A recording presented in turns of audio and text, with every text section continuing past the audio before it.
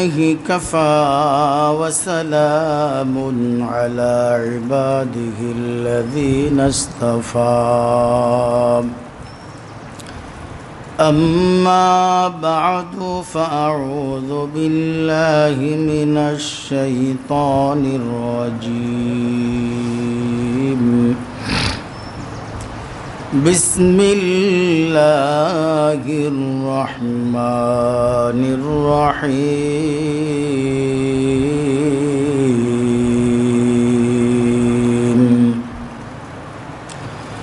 والذين لا يدعون مع الله إلها آخر ولا يقتلون النفس التي حرم الله إلا بالحق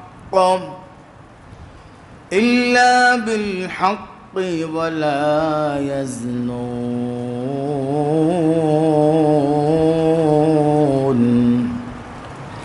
ومن يفعل ذلك يلقى أثاما قال النبي صلى الله عليه وسلم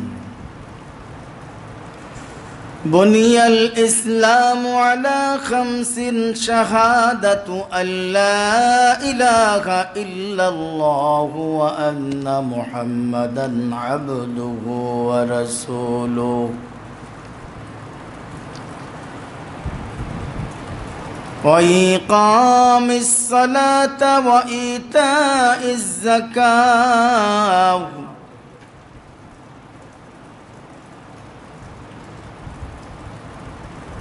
وصوم رمضان وحج البيت من استطاع إليه سبيلا أو كما قال عليه الصلاة والسلام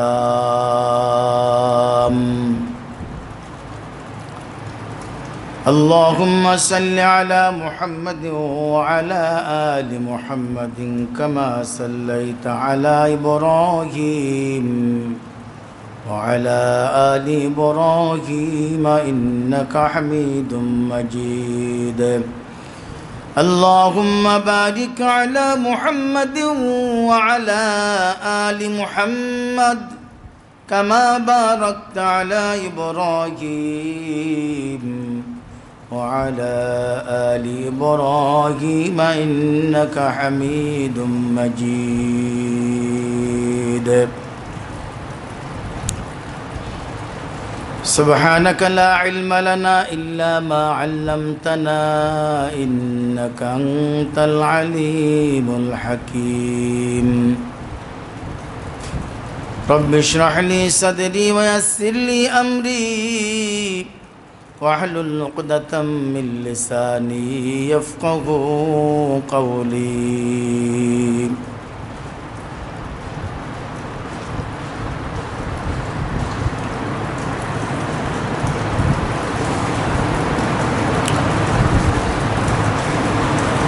الحمد لله ثم الحمد لله আল্লাহ সুবহানাহু ওয়া তাআলার অশেষ মেহেরবানি এবং দয়া যে মহান সত্তা দয়াময় আল্লাহ আমাদেরকে পবিত্র জিলকদা মাসের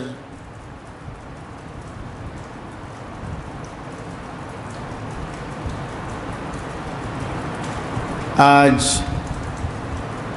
তিরিত জুমার নামাজ আদায় করার লক্ষ্যে তার পবিত্র গৃহে হাজির হওয়ার তৌফিক দান করেছেন। এজন্য অন্তঃস্থল থেকে কালিমাতুল হামদ আদায় করি আলহামদুলিল্লাহ।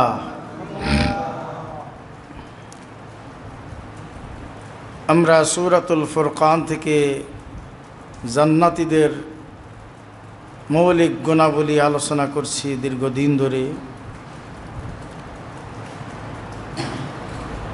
আল্লাহ তাআলা যাদেরকে জান্নাতে নিতে চান তাদেরকে জান্নাতের আমল, জান্নাতে যাওয়ার উপায়, জান্নাতে যাওয়ার অবলম্বন সহজ করে দেন। আর সহজ যখন আল্লাহ তাআলা করে দেন, এর জন্য তাকে ওই জান্নাতের রাস্তা বোঝা, জান্নাতের রাস্তা অনুধাবন করার তৌফিক দান করেন। সেই আমলটা যতই কঠিন হোক তখন তার কাছে আর কঠিন থাকে না।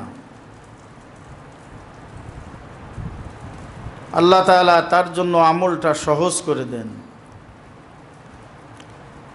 কারণ জান্নাতীরা আল্লাহ তাআলার আশিক গণী হয়ে থাকেন, আল্লাহ তাআলার প্রেমিক হয়ে থাকেন।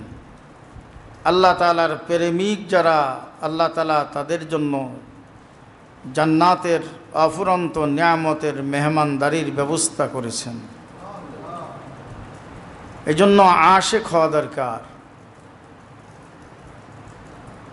আশিক যে ব্যক্তি হয়ে যায় সে প্রশ্নাতীত মহাব্বত করে, তার প্রেমাস্পদের মহাব্বতে কোনো অভিযোগ থাকে না, অনুযোগ থাকে না, দ্বিধা থাকে না, দ্বন্দ্ব থাকে না। সে এক বাক্যে প্রেমাস্পদের সন্তুষ্টিকে হৃদয় দিয়ে মেনে নেয় এবং সে সবসময় তলাশে থাকে যে আমার প্রেমাস্পদ কোন কাজে খুশি হবেন, প্রেমাস্পদ কোন কাজে অখুশি হবেন। প্রেমাস্পদের সন্তুষ্টি এবং অসন্তুষ্টি তার জীবনের লক্ষ্য উদ্দেশ্য হয়ে যায়। প্রেমাস্পদ যাতে খুশি সে সেই কাজ খুঁজে খুঁজে করতে থাকে, প্রেমাস্পদ যাতে অখুশি সেই সব কাজ সে খুঁজে খুঁজে বর্জন করতে থাকে। এগুলো প্রেমিকের লক্ষণ। প্রেমিক প্রেমাস্পদের ফয়সালা যদি তার মনের চাহিদার বিপরীত হয় তো সেটা দ্বিধাদ্বন্দ্ব ছাড়াই পালন করে, মেনে নেয়। সেই সকল গুণসমূহের আলোচনা আমরা করছিলাম, শুনছিলাম।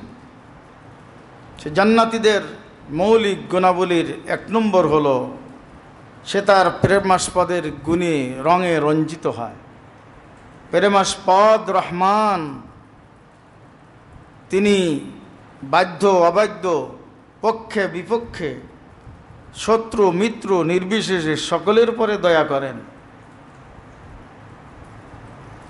তো আল্লাহ তাআলার আশিক যারা হবে, জান্নাতি হবে, তারা ওই রঙে রঞ্জিত হবে।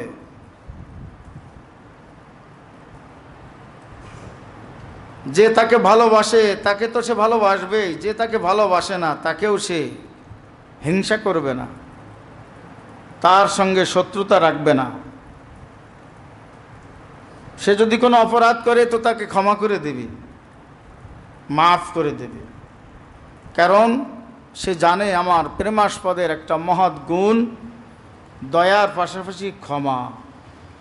গফুরুর রহিম। গফুর সেই হতে পারে যে রহিম হয়, আর রহিম হওয়ার জন্য গফুর হওয়া শর্ত। গফুর ছাড়া রহিম হওয়া যায় না, রহিম ছাড়া গফুর হওয়া যায় না।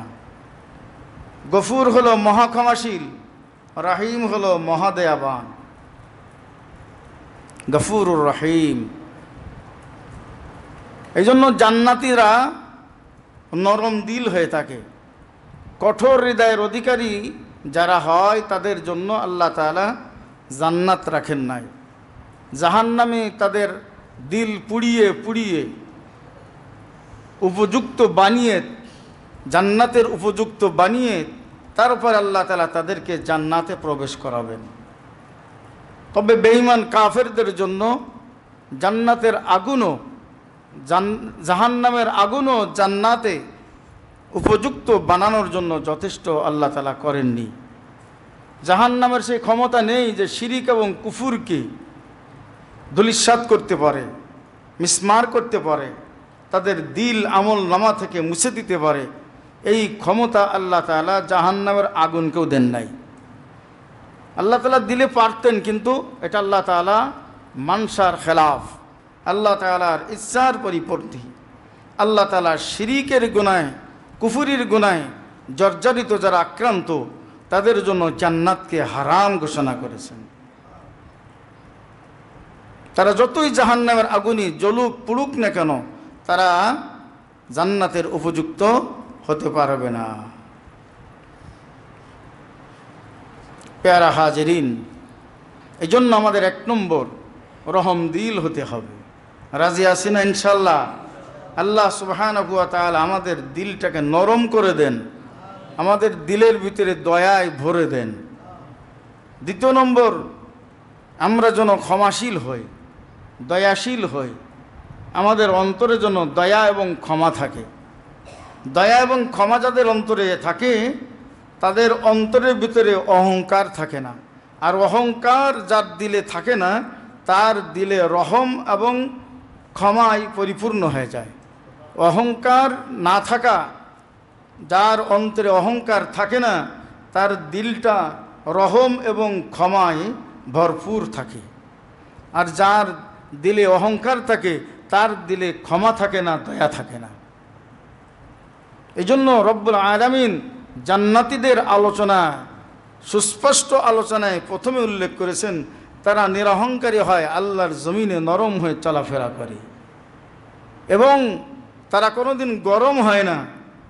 তার সঙ্গে যে বাড়াবাড়ি করে, শত্রুতা করে, তার সঙ্গে সে প্রতিশোধ পরায়ণ হয় না, তার সঙ্গে সে ক্ষমার আচরণ করে, দয়ার আচরণ করে, সালাম শান্তির আচরণ করে। তার সঙ্গে হুড়োহুড়ি, ঝগড়া, বিবাদ, কলহ, মারামারি, মামলা মোকদ্দমায় লিপ্ত হয় না। জান্নাতীদের 3 নম্বর মৌলিক গুণ, তারা ফরজ কম্পালসারি ইবাদতের পাশাপাশি ঐচ্ছিক আমলও করে। কারণ সে যেহেতু আল্লাহর আশেক, সে জান্নাতি হতে চায়।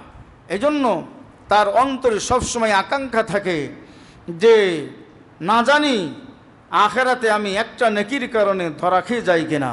এই জন্য শুধু ফরজ ওয়াজিব সুন্নাতে মুআক্কাদা পালনেই সে যথেষ্ট মনে করে না, বরং সে নফল ইবাদতেও বেশি মশগুল থাকে, নফল ইবাদত বন্দেগীতেও সে যত্নবান হয়। বিশেষ করে দিনের বেলার নফল অপেক্ষা রাতের নফলের প্রতি আরও বেশি যত্নবান হয়। কারণ দিনের বেলায় নফল সহজ, রাতের বেলার নফল কঠিন। মালিক বলেন, ওয়াইবাদুর রহমান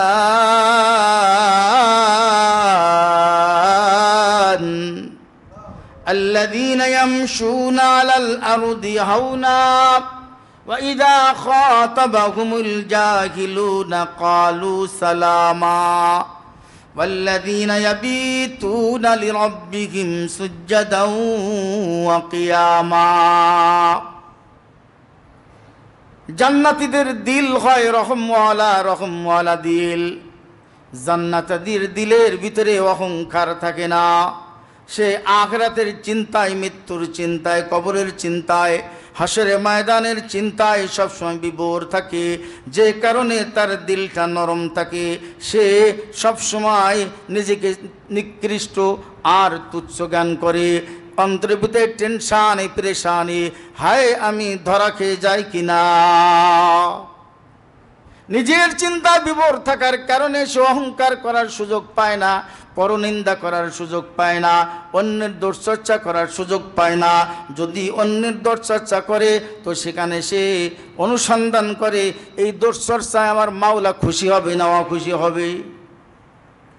অন্যায় দেখি মানুষকে সৎ উপদেশ দেয়, অন্যায় থেকে মানুষকে ফেরায়, অন্যায় দেখে মানুষকে সতর্ক করে, নেক আমলের প্রতি দাওয়াত দেয়, এবং অন্যায় দেখে মানুষকে নিষেধ করে, মানুষকে সে অন্যায় থেকে আদর যত্ন করে, ভালোবাসা দিয়ে অন্যায় থেকে তাকে নরমে গরমে ফেরায়।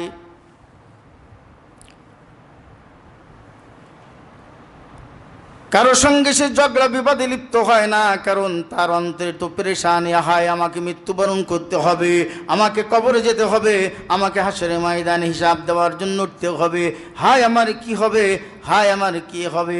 এই টেনশন যার মাথায় একবার ঢুকে গেছে, হৃদয়ের গভীরে যার অনুপ্রবেশ করেছে, সে অন্যের সঙ্গে ঝগড়া করার সুযোগ কখন পায়।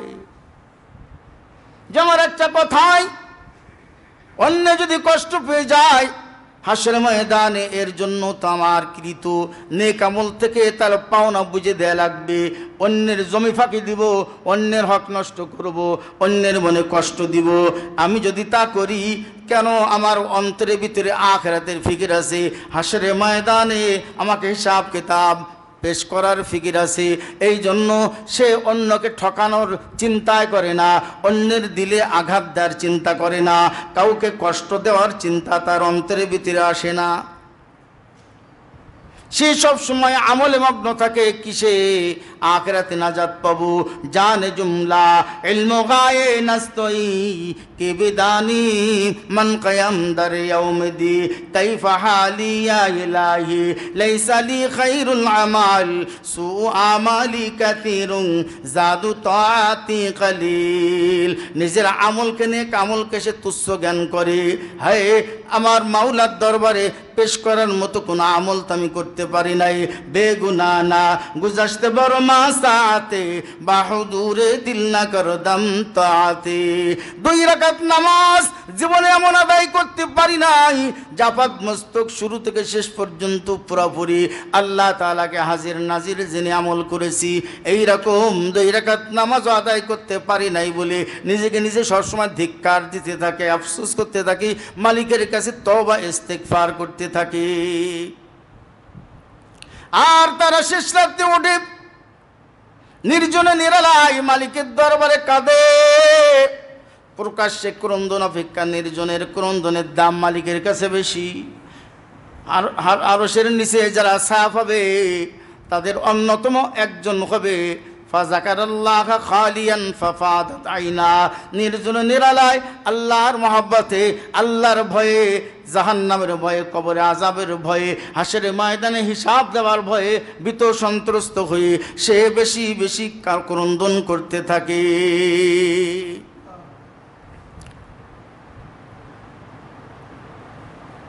الذين يقولون ربنا اصرف عنا عذاب جهنم إن عذابها كان غراما إنها ساءت مستقرا ومقاما। হায় জাহান্নাম কত বড় ভয়াবহ স্থান! জাহান্নামের আগুন দুনিয়ার আগুন অপেক্ষা 70 গুণ বেশিতে যে দীপ্ত হবে, এই চিন্তা, এই ধ্যান তার মাথায় থাকে। আর সে বেশি বেশি আল্লাহ তাআলার কাছে ওই জাহান্নামের আযাব থেকে পরিত্রাণ চায়। দুনিয়া যত চায় তার চেয়ে বেশি আখিরাতের জাহান্নাম থেকে পরিত্রাণ কামনা করে, প্রার্থনা করে। দুনিয়ার কোনো প্রয়োজন যদি মালিকের কাছে চাই, তো সে আখিরাতটাও চায়। আখিরাত চায়, আখিরাতে শুধু সুখ শান্তি চায় না, আখিরাতের বিপদ থেকেও আল্লাহ তাআলার কাছে পরিত্রাণ চায়। মালিক আমাদেরকে কি সুন্দর দোয়া শিখিয়েছেন, রব্বানা আতিনা ফিদ দুনিয়া হাসানাতাও ওয়া ফিল আখিরাতি হাসানা ওয়া কিনা আযাবান নার। আল্লাহ তাআলার কাছে ক্ষমা চাওয়া, তওবা ইস্তিগফার, মালিকের কাছে ক্ষমা চাওয়া, এটা সব ইবাদতের মূল সারাংশ। আদ-দুআউ মুখুল ইবাদা, অর্থাৎ আল্লাহ তাআলার কাছে কিছু চাওয়া। আমার সবচেয়ে বড় চাওয়া, আমি জাহান্নাম থেকে বাঁচতে চাই, জাহান্নাম থেকে বেঁচে তারপরে জান্নাত চাই। এই জন্য নামাজের শেষে সালাম ফেরানোর আগে মালিকের কাছে ক্ষমা চাইতে শেখানো হয়েছে। দোয়ায়ে মাসুরা অর্থ তো আমরা জানি না সবাই, অন্তত এতটুকু হৃদয়ে রেখে দোয়ায়ে মাসুরা বলবো যে আল্লাহকে বলছি, আল্লাহুম্মা ইন্নী যালামতু নাফসি যুলমান কাসীরা। মালিক, অনেক পাপ করেছি, অনেক গুনাহ করেছি, ঢের গুনাহ করে করে নিজের উপরে নিজে জুলুম করেছি, নিজের পায়ে নিজে কোঠারাঘাত করেছি। গুনাহ করা মানে নিজের পায়ে নিজে কোঠারাঘাত করা, নিজেকে নিজে বিপদগ্রস্ত করা, আখিরাতকে আশঙ্কাগ্রস্ত বানানো। হ্যাঁ, এই গুনাহ যদি মাফ না হয় তাহলে তো আখিরাতে আমাকে জাহান্নামের আসামি হওয়া লাগবে। আল্লাহুম্মা ইন্নী যালামতু নাফসি, হে আল্লাহ আমি জুলুম করেছি নিজের নফসের উপর, জুলমান কাসীরা, অনেক জুলুম, অনেক পাপ, অনেক গুনাহ করেছি, ঢের গুনাহ করেছি। ওয়ালা ইয়াগফিরুয যুনুবা ইল্লা আনতা, আল্লাহ আপনি ছাড়া আমার এই গুনাহগুলো মাফ করার আর কেউ নাই। হাদিসে কুদসির মধ্যে আছে, যখন কোনো বান্দা বান্দি মালিককে লক্ষ্য করে বলে আল্লাহ আপনি ছাড়া আমার গুনাহ মাফ করার আর কেউ নাই, তখন রব্বুল আলামিন আর সে নিকটবর্তী ফেরেশতাদেরকে ডেকে ডেকে বলেন, ও ফেরেশতারা শুনছো আমার অমুক এলাকায় অমুক দেশের অমুক জায়গার অমুক বান্দা অমুক বান্দি সে কি বলেছে? ফেরেশতারা বলে আল্লাহ কি বলেছে? আল্লাহ তাআলা বলেন আমার এই বান্দা বান্দি বলেছে আমি ছাড়া নাকি তার গুনাহ মাফ করার আর কেউ নাই। ফেরেশতারা বলে আল্লাহ সত্যই তো বলেছে, আপনি ছাড়া তো গুনাহ মাফ করার আর কেউ নাই। তখন আল্লাহ তাআলা বলেন, ও ফেরেশতারা যদি তারা সত্য বলে থাকে তোমরা সাক্ষী থাকো, আমার ওই বান্দা বান্দির জীবনের সব গুনাহ আমি মাফ করে দিলাম। তিরমিজি শরীফের হাদিসের মধ্যে আসছে, বান্দা যখন বলে, বান্দি যখন বলে আল্লাহ আপনি ছাড়া আমার মাফ করার কেউ নাই, আল্লাহ তাআলা তখন কুদরতি ভাবে হেসে দেন, কুদরতি ভাবে হাসেন। ফেরেশতাদেরকে জিজ্ঞাসা করেন, ফেরেশতারা আমি হাসছি কেন তোমরা জানো? ফেরেশতারা বলে আল্লাহ না আমরা কেমনে জানবো, আপনার হৃদয়ের অবস্থা, কুদরতি দিলের হালাত আমরা কেমনে জানবো?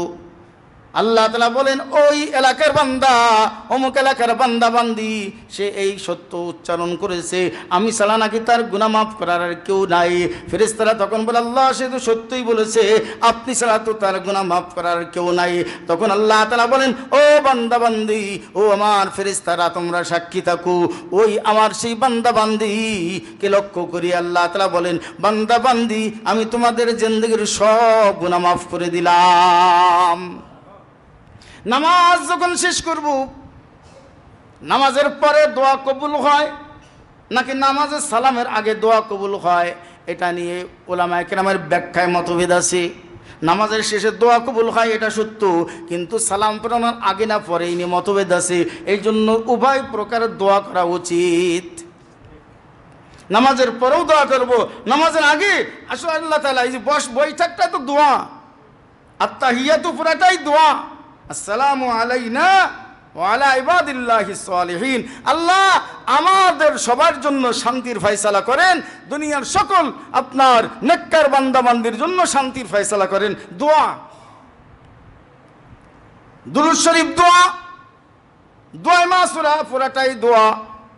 আপনার যদি নফল নামাজ হয়, সুন্নাত নামাজ হয়, আপনি ওই যে সালাম ফেরাবেন, সালাম ফেরানোর আগে আপনি ইচ্ছা করলে আধা ঘন্টা 1 ঘন্টা ধরে দোয়া করতে থাকেন। তবে কোরআন হাদিসে বর্ণিত দোয়া হতে হবে। কোরআন হাদিসে বর্ণিত দোয়া, দোয়ায় মাসুরা শব্দের অর্থ কোরআন হাদিসের বর্ণিত দোয়া। ওই আল্লাহুম্মা ইন্নী যালামতু নাফসি ওটাই শুধু যথেষ্ট না, ওটাই শেষ না, ওটাই জরুরি না, আপনি অন্য যে কোনো দোয়া এই সময় করতে পারেন। ফরজ নামাজ হলে বেশি দোয়া করা যাবে না, অতটুকুই শেষ। কিন্তু ইনফিরাদি সুন্নাত নফল নামাজ যদি হয় তাহলে আপনি এই সময় আরো দোয়া করতে পারেন। কোরআন হাদিসে যত দোয়া মুখস্থ আছে, অর্থ বোঝেন, এরকম শাব্দিক অর্থ না বোঝেন, তো মর্ম বোঝেন, তা আপনি ওই দোয়া ওই সময় করতে থাকেন। জি, এই দোয়া এই সময় করা জায়েজ আছে, আপনি করতে থাকেন। রুকু সিজদায় লম্বা দোয়া করা যায়, নফল নামাজে রুকু সিজদায় লম্বা দোয়া করা যায়। তবে বাঙালির বাংলা দোয়া না, ইংরেজদের ইংরেজি দোয়া না, ফার্সি ভাষীদের ফার্সি দোয়া না, হিন্দি ভাষীদের হিন্দি দোয়া না, চাইনিজদের চাইনিজ ভাষা না, এটা কোরআনের ভাষা, আরবি ভাষা, কোরআন হাদিসে বর্ণিত দোয়া হতে হবে। দোয়া করেন ওয়াল্লাযীনা ইয়াকুলুনা রাব্বানা ইসরিফ আন্না আযাবা জাহান্নাম, যারা মালিককে বলে আল্লাহ জাহান্নামের আসামি হয়ে গেছি, নিশ্চিত আপনি আমাদেরকে মাফ করে দেন। এটা হয় জান্নাতীদের অন্যতম একটা গুণ। মালিক আমাদেরকে আল্লাহ তাআলাকে ক্ষমা চাইতে শিখিয়েছেন। ফাগফিরলি মাগফিরাতাম মিন ইনদিক ফাগফিরিল, হে আল্লাহ কাজে আপনি আমাদেরকে মাফ করে দেন। মাগফিরাতাম মিন ইনদিক, আপনার কাছে আপনার দরবারের সাধারণ ক্ষমা, বিশেষ ক্ষমা হিসেবে মাফ করে দিন। আল্লাহ ক্ষমা পাওয়ার উপযুক্ত আমরা নই, আল্লাহ আপনি আমাদেরকে মাফ করে দেন। আমরা উপযুক্ত এই জন্য না, বরং আপনি গফুরুর রহিম, এই জন্য আপনি আমাদেরকে দয়া করে মাফ করে দেন। ইন্নাকা আনতাল গফুরুর রহিম, হে আল্লাহ আপনি মহা ক্ষমাশীল, মহা দয়াবান।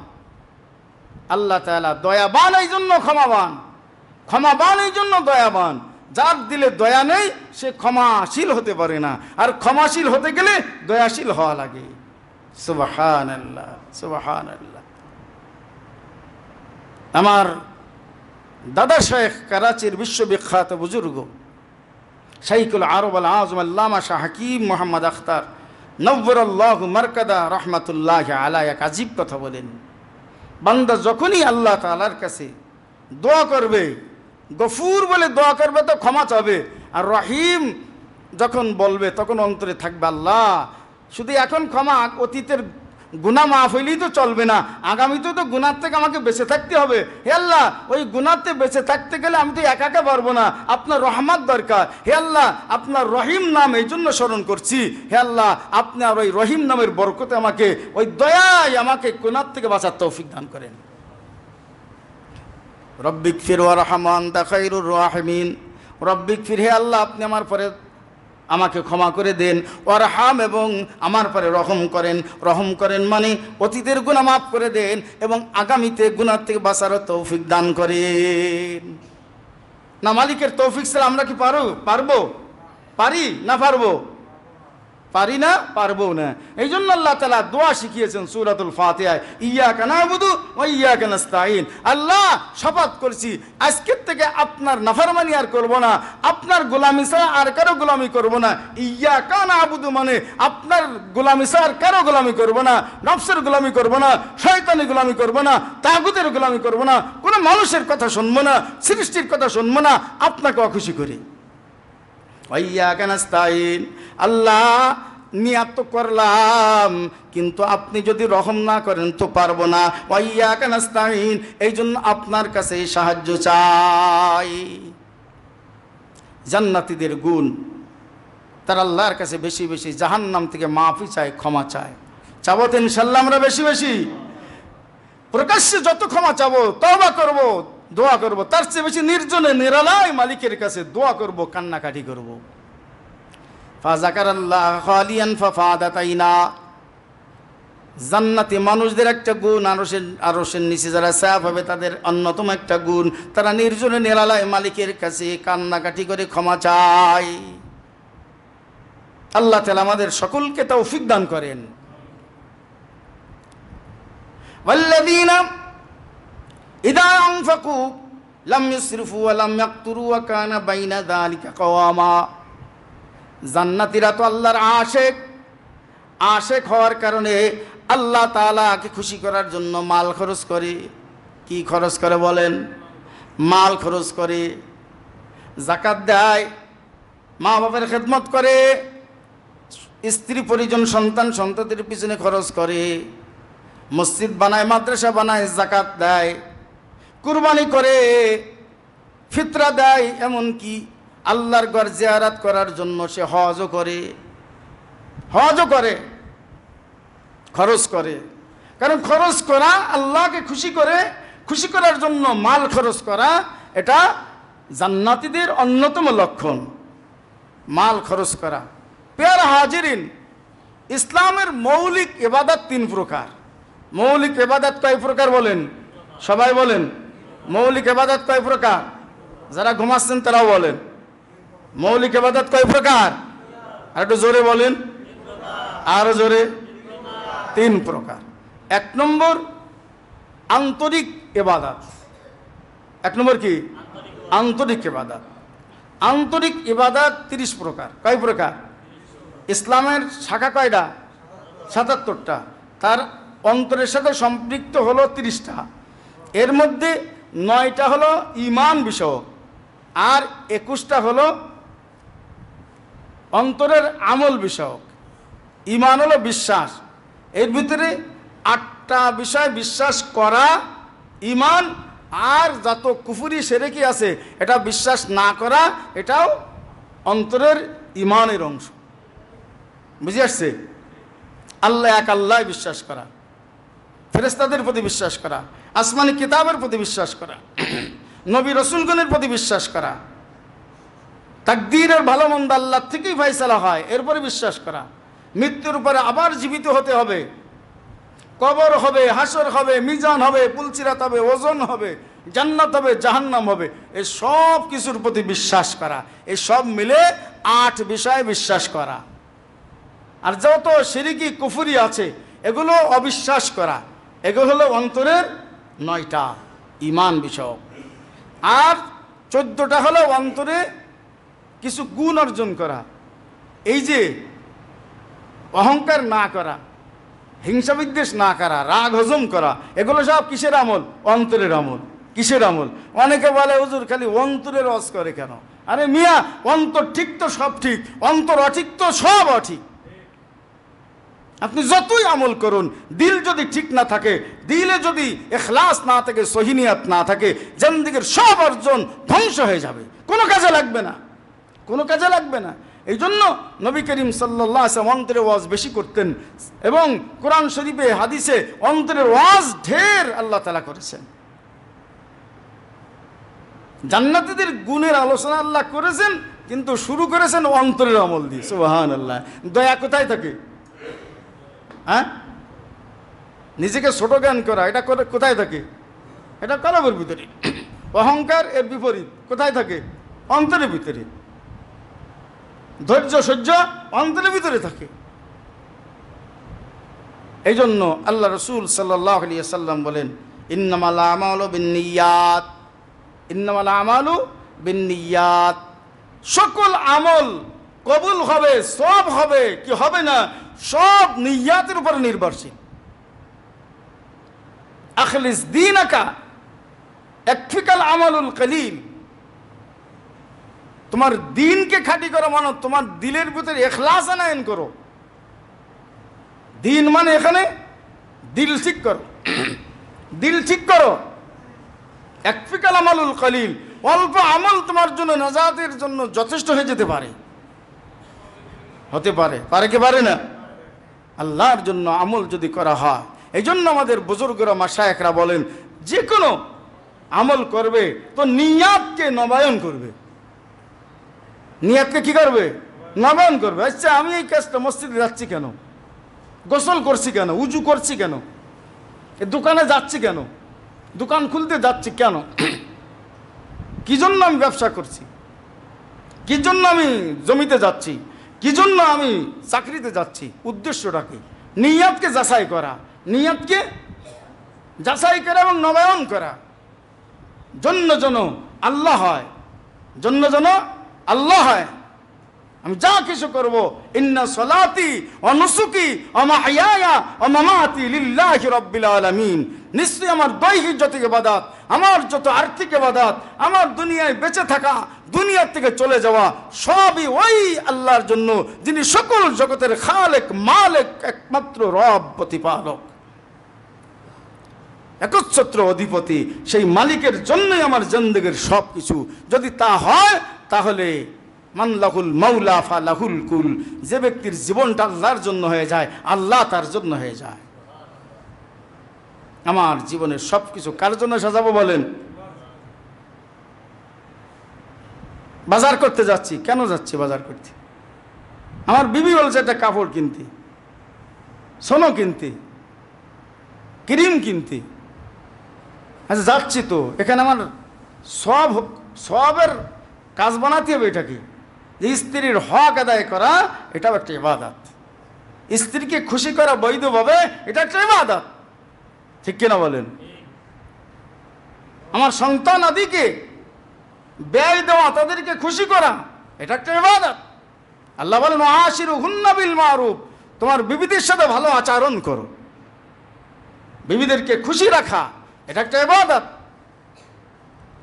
আল্লাহ তাআলা আমাদেরকে বুঝার তৌফিক দান করেন। তো ইসলামের ইবাদত মৌলিকভাবে 3 প্রকার। 1 নম্বর অন্তরের সাথে সম্পৃক্ত। 2 নম্বর দেহের সাথে সম্পৃক্ত। 3 নম্বর অর্থের সাথে সম্পৃক্ত। ইসলামের ইবাদত 3 প্রকার, অন্তরের ইবাদত 30 প্রকার। দৈহিক ইবাদত আর আর্থিক ইবাদত।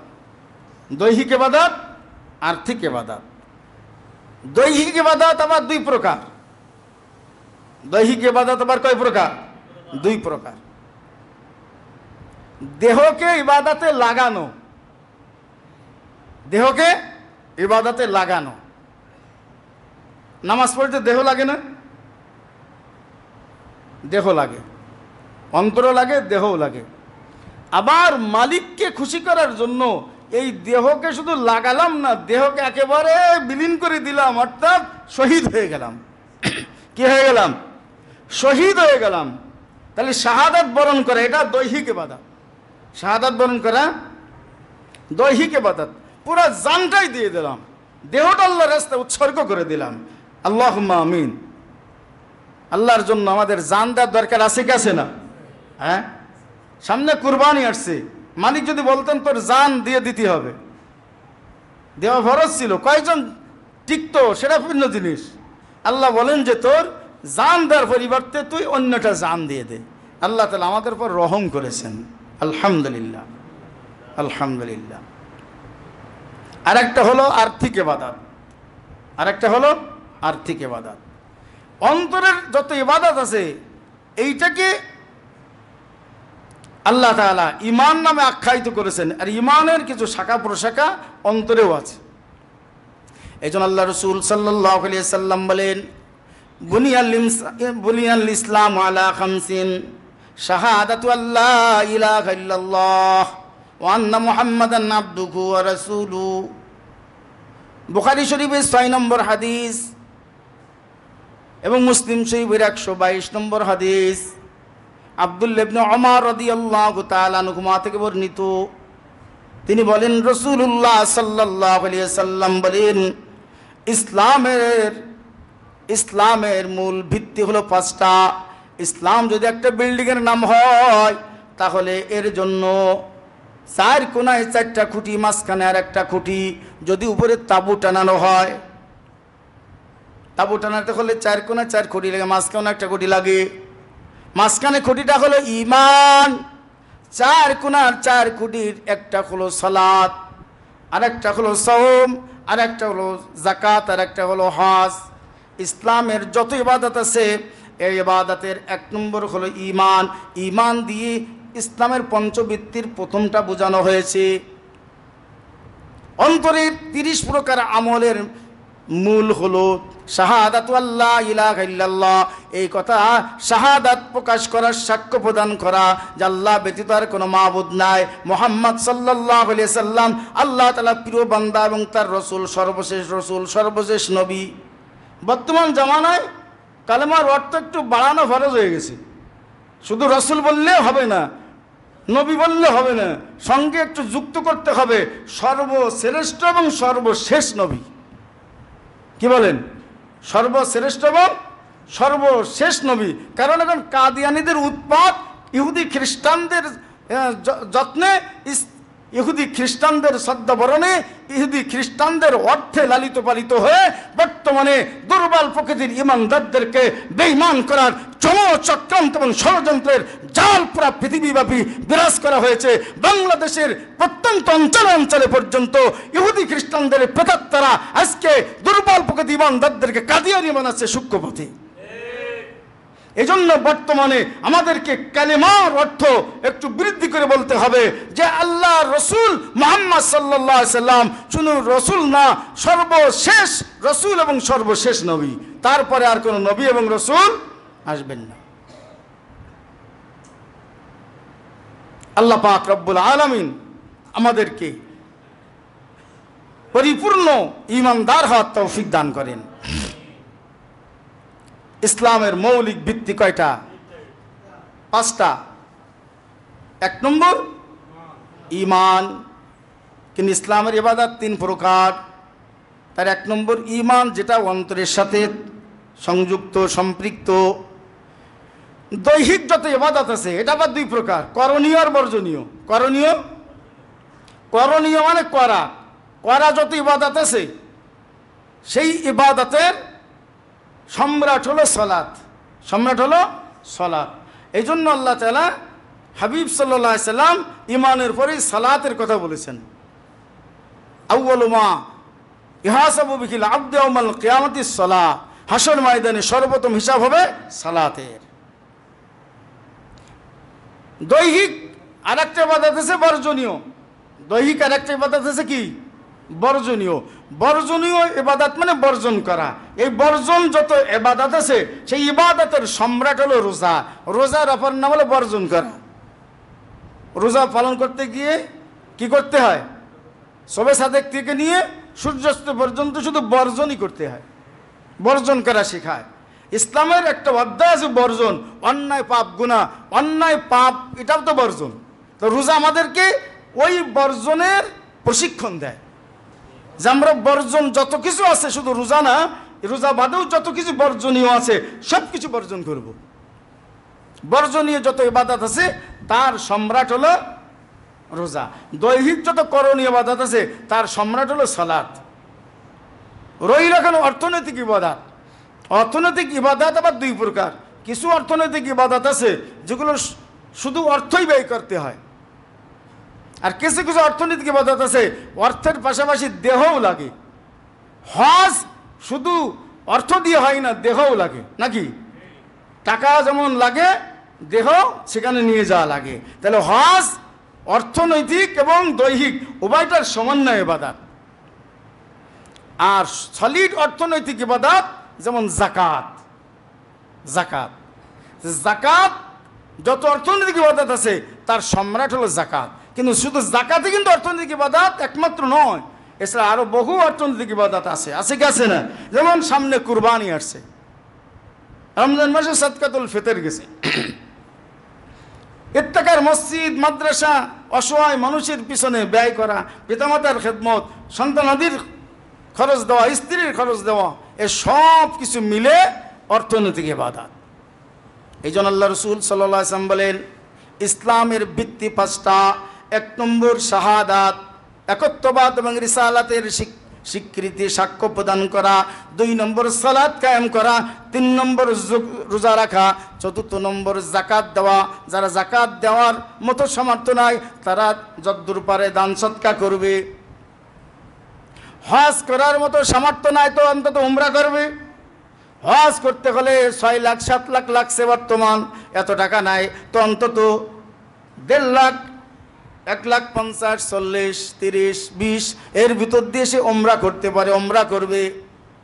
তাও যদি না পারে, এই সামর্থ্য নাই, অন্তত নিয়াত করবে। বিগত জুমায় বলেছিলাম যে হজ ওমরার নিয়াতে কিছু টাকা সঞ্চয় শুরু করে দিবে। 10 টাকা 5 টাকা যা একটা ব্যাংক বানাবে, মাটির ব্যাংক আছে না, মাটির ব্যাংকে 5 টাকা করে রাখেন, ডেইলি 10 টাকা করে রাখেন। আল্লাহ দেখবেন যে আমার বান্দার যা সামর্থ্য আছে সে তাই ব্যয় করছে, তাই দিয়ে শুরু করেছে। আমার হযরত আল্লাহ তামাদ বরকাতুম বলেন যে তুমি অন্তত পাসপোর্টটা করে রাখো, আল্লাহ তোমার ঘর জিয়ারত করার জন্য পাসপোর্টটা আমি প্রস্তুত রেখেছি, তুমি তৌফিক দিলে দিনাম দিয়ে আমি চলে যাব। কি বলেন? যাওয়ার ইচ্ছা আছে কি আছে না? সবার আছে তো? কার কার ইচ্ছা আছে? ইনশাল্লাহ দয়াময় মালিক আমাদের সবাইকে, যারা দিল থেকে আমরা হাত তুলেছি, জীবনে একবার অন্তত মক্কা মদিনা না দেখার জন্য মৃত্যু না দান করে। যাদেরকে তৌফিক দিয়েছেন আবারও যাওয়ার জন্য তৌফিক দান করেন। সোনার মক্কা, সোনার মদিনা।